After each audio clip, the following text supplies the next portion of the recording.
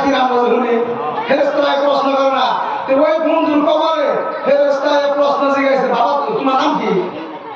তো উনি কইতাছে যে আমার নাম মোহাম্মদ ইখলাস বুঝছেন উনি কইতাছে যে আমার নাম মোহাম্মদ ইখলাস ফেরেশতা কয় সূরা ইখলাস কও সূরা ইখলাস মানে খুব ভালো ওয়াহাব বুঝুন না উনি কইতাছে আমার নাম মোহাম্মদ ইখলাস ফেরেশতা কয় সূরা ইখলাস কও তে উনার প্রশ্ন দেখে বন্ধু যে লগে আছে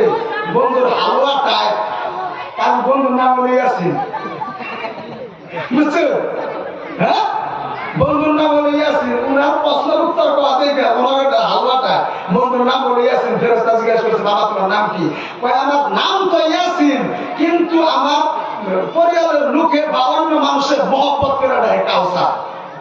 মোহাম্মদ কাউসার বুঝছো আমার নাম তো ইয়াসিন কিন্তু আমার পরিবারের মানুষের বন্ধু বান্ধব মহব্বত করে ডাকে যে মোহাম্মদ কাউসার তাহলে আমাকে মুসলমানের কনফিডেন্স আজকে এই যে এত বুঝছেন কি হয়েছে আমাকে মুসলমানের কনফিডেন্স আজকে এত এই জন্য আজকে দুনিয়াতে আমরা লাঞ্ছিত বঞ্চিত হচ্ছি আর যারা আল্লাহ দুনিয়াতে সর্বশ্রেষ্ঠ বানাইছে তারে কোনো মানুষ ক্ষতি করার কোন মানুষ কোন বেঈমান কোন জানোয়ার ক্ষতি করতে পারবে কোনোদিনও সম্ভব না আর এই যে আমরা যে কনফিডেন্স আছে এই কনফিডেন্সের আমাকে একটাই প্রবলেম সেটা হলো ইমান বুঝছেন না ইমানের দুর্বলতা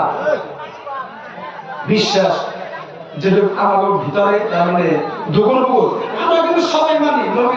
নবীরে দেখি নাই আল্লাহর চিনি নাই তারপরে আমরা বিশ্বাস করি না তুমি বিশ্বাস না করতে আমি নাই কি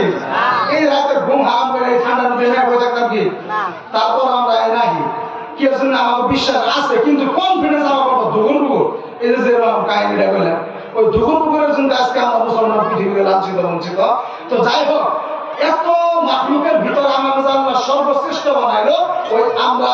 মাখলুক মানব জাতি কেন সর্বশ্রেষ্ঠ হলো পৃথিবীতে 18,000 মাখলুকের ভিতরে আর কোন মাখলুক কেন সর্বশ্রেষ্ঠ হলো না এই বিষয় নিয়ে আজকে আমরা আলোচনা করব একটা বিষয় ধরে আলোচনা করলে আমাদের ভিতরে জ্ঞানের টিউন হতো না গো হ্যাঁ নানান কাহিনী নানান কথা বলে একটা মন থাকবো না তাই না গো যে কোনো একটা বিষয় নিয়ে যদি আলোচনা করি তাহলে আমাদের ভিতরে কনফিডেন্স থাকবে না